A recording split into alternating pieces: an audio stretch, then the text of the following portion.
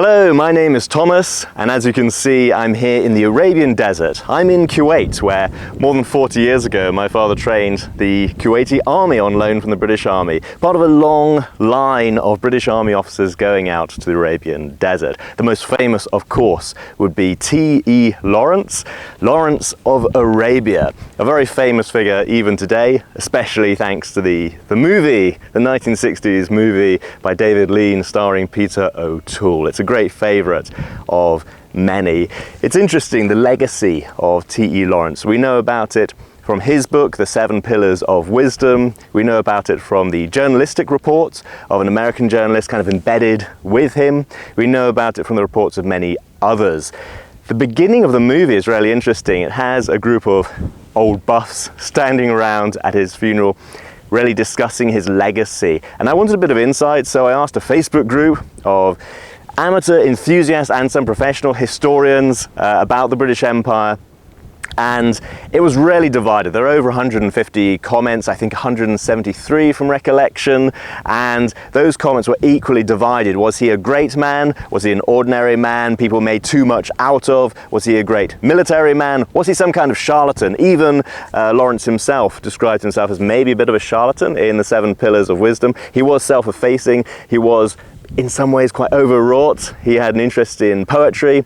Those are the sections I found most difficult to read in the 7 Pillars of Wisdom. He also had enormous insight into the Arab mindset. I first read it when I was working in Saudi Arabia, working with the most conservative Islamic clerics in the country.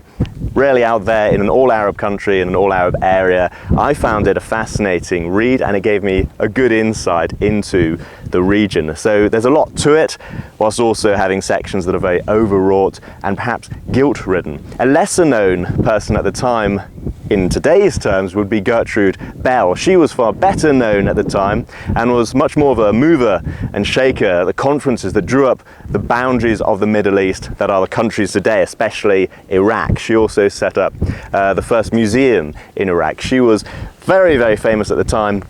Perhaps lesser known today, perhaps we find it less sympathetic. She was a grand Victorian lady.